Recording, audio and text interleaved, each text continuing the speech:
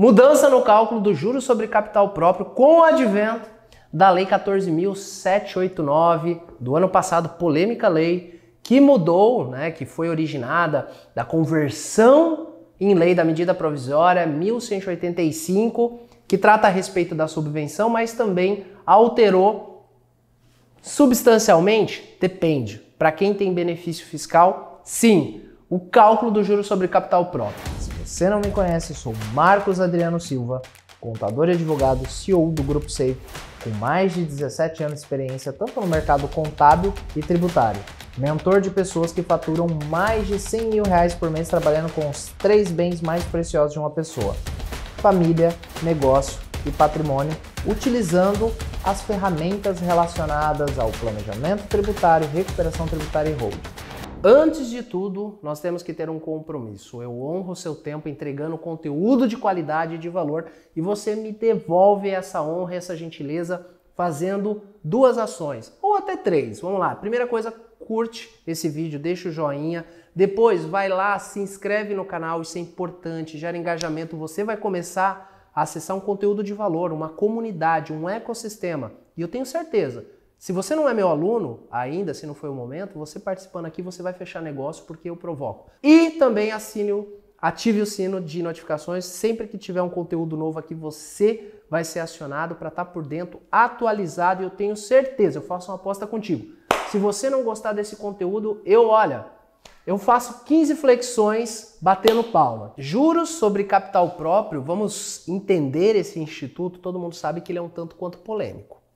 Ele surgiu lá no final quase da década de 90, mais precisamente em 95, com o advento da Lei 9.249, no artigo 9º, que trata a respeito de juros sobre capital próprio, que quando criado, o intuito é o seguinte: que as empresas, e mais precisamente os seus detentores de participação societária, os empresários, acionistas, desfrutassem de um benefício relacionado ao reinvestimento. Ou seja, para aqueles empresários que, ao invés de distribuir o lucro, reinvestir, ou seja, aumentar o patrimônio líquido, e aqui eu estou falando sobre o aspecto contábil, ou seja, que o dinheiro ficar na empresa para reinvestimento, e com isso a sociedade num todo ganha, tem vantagens. Afinal, a empresa que reinveste, se nós pegarmos as empresas que mais têm sucesso no mundo, são empresas com a cultura de reinvestimento. São empresas que focam em crescer, que o dinheiro gerado não pertence necessariamente ao sócio, pertence à empresa, e a empresa, dentro de uma estratégia de reinvestimento, de crescimento, ela consegue, né, ter uma atração e depois, mais adiante, não vai ter tanta necessidade em reinvestimento e consegue entregar mais lucro para o sócio. Afinal, a empresa só se mantém competitiva na medida que ela dispõe de alta tecnologia, as melhores pessoas para trabalhar, as melhores máquinas, equipamentos e assim sucessivamente. E isso precisa de dinheiro. Então, uma empresa com a cultura de distribuição alavancada, ela não vai ter como se manter competitiva porque ela não vai ter dinheiro para isso. Talvez ela vai captar recurso, vai pagar juros, vai aumentar o grau de endividamento e as coisas começam a não dar tão certo assim. Então, as empresas que se reinvestem, que são saudáveis, que crescem, elas geram emprego.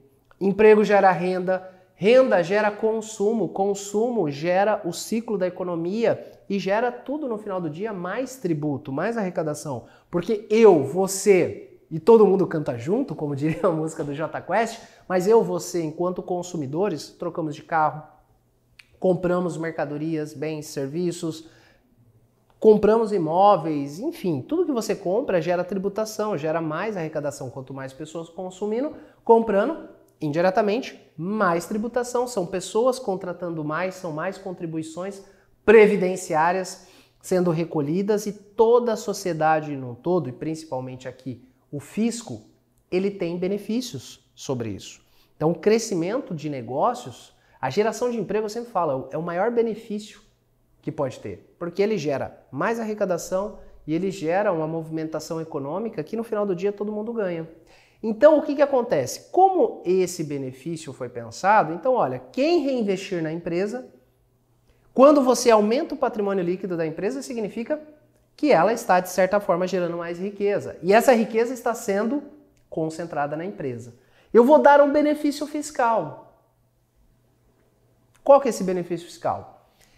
Foi aí que foi criado o juros sobre capital próprio. Ele foi criado com esse intuito. Olha, se você reinvestir na empresa e você talvez não fizer distribuição ou um aumento massivo no pagamento de prolabore, que nem é viável do ponto de vista tributário, você vai ter um benefício fiscal do juros sobre capital próprio, que é o seguinte sentido. O patrimônio líquido da empresa, e a lei fala sobre isso, e aqui foi alterado, então o juros sobre capital próprio não foi extinto, ainda que todo governo que entra pense em acabar com ele, porque ele é um instituto muito personalíssimo do Brasil, né?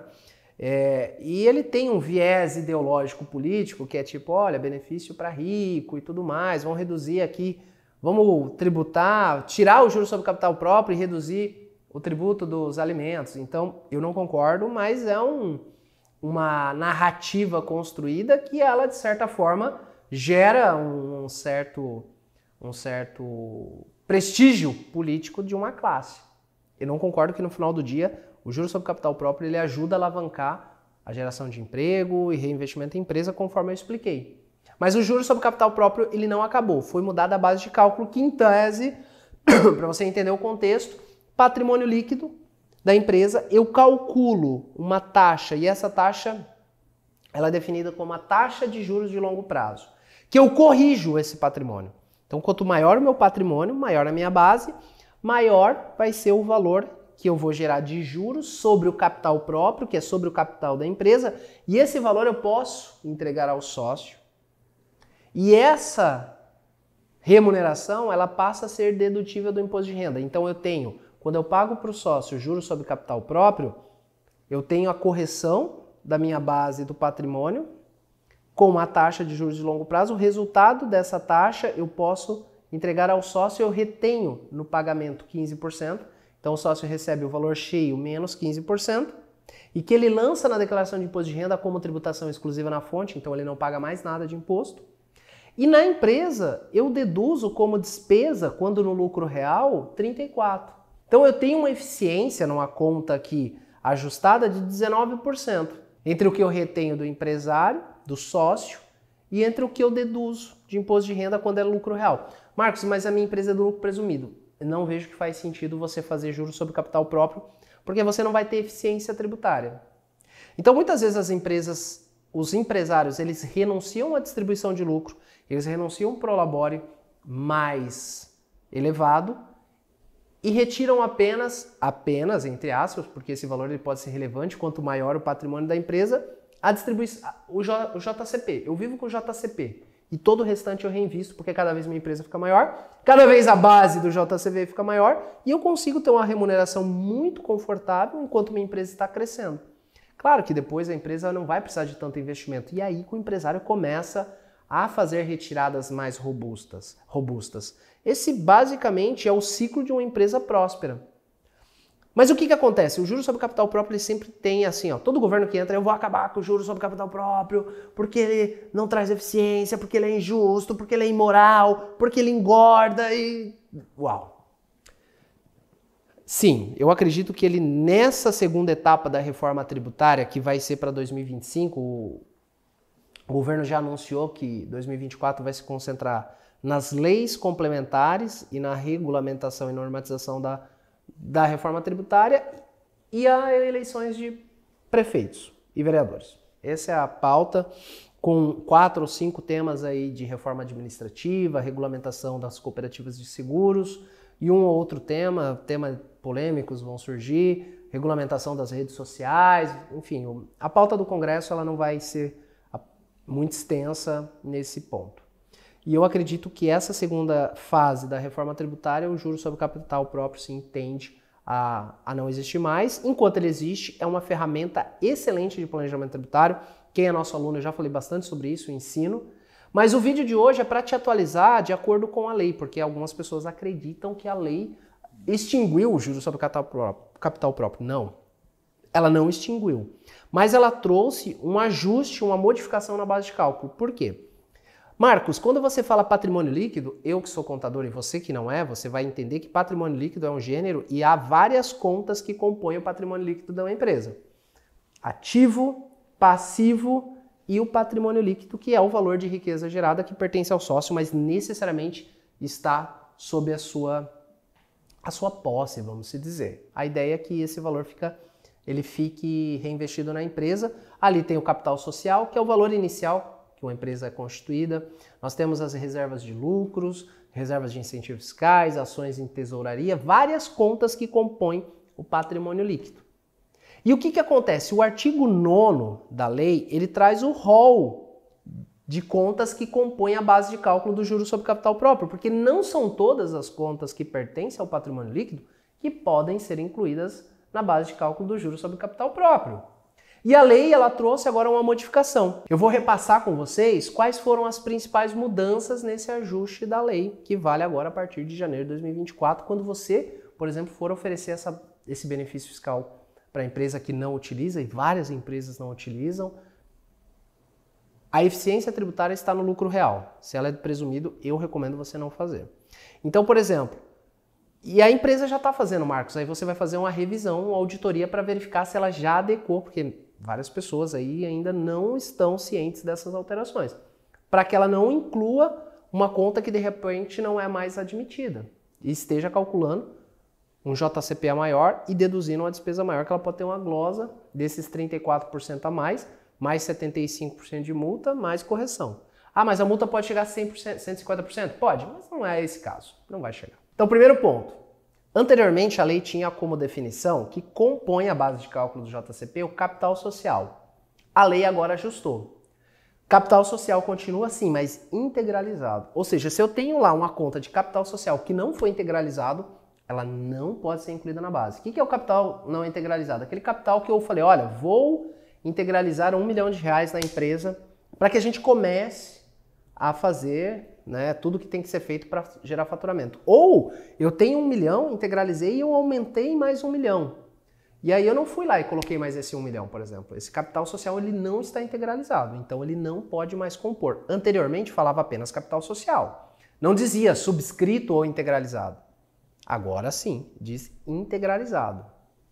Outra alteração na base de cálculo, reservas de capital. Reservas de capital tem várias contas que compõem a reserva de capital. E eu recomendo para você dar uma olhada na Lei 6.404, quando ela trata desses institutos. A Lei 6.404 é a Lei das Sociedades Anônimas, mas não apenas aquelas sociedades anônimas abertas da Bolsa de Valor, mas também a fechada. E que é uma lei aplicada de forma supletiva, subsidiariamente, ao Código Civil, que é a lei das limitadas. No silêncio dela, é possível aplicar essa norma quando eu não tenho uma previsão expressa, e aqui eu tenho. É admitido isso, pacificado.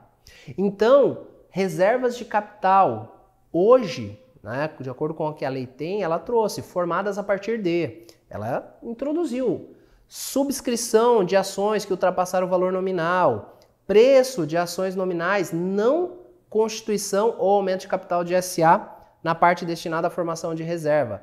As demais reservas de capital não serão mais consideradas no cálculo. E aí eu tenho, por exemplo, aqui uma definição do que ingressa e não. Então eu tenho reserva de capital, não significa que todas as contas que estão em reserva de capital serão consideradas no cálculo. Anteriormente eu tinha reserva de lucro. Reserva de lucro também tem várias hipóteses de contas que compõem essa reserva de lucro. Pensando que eu estou falando para vocês, capital social, reserva de capital, são várias composições que formam essas contas. Então, uma mudança substancial foi a extinção da possibilidade de incluir a reserva de incentivos fiscais na base de cálculo JCP.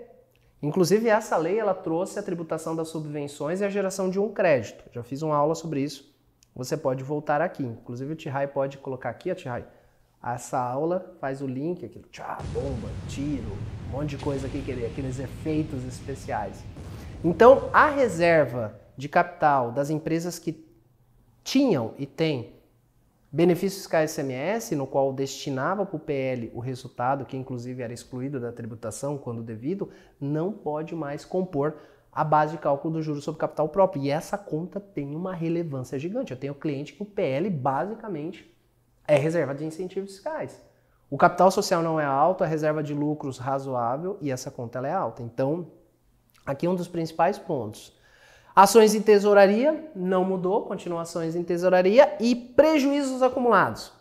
Então eu considerava na base de cálculo como um redutor prejuízos acumulados. A lei ela foi ajustada e agora incluiu lucros e prejuízos acumulados. Né? Foi feito um ajuste. Essas são as principais questões. Depois eu recomendo você dar uma olhada no artigo 9º, que tem todas as inclusões, as desconsiderações dos atos societários, mas eu vejo que aqui é o principal ponto para você ficar atento e já colocar em prática. Se você ainda não trabalhou com juros sobre capital próprio, vai ter esse tema no seu radar para oferecer para os clientes, que é uma forma eficiente de remunerar os sócios e gerar aí uma eficiência tributária média de 19% sobre o valor do patrimônio líquido corrigido da TJLP, que agora tem mudança.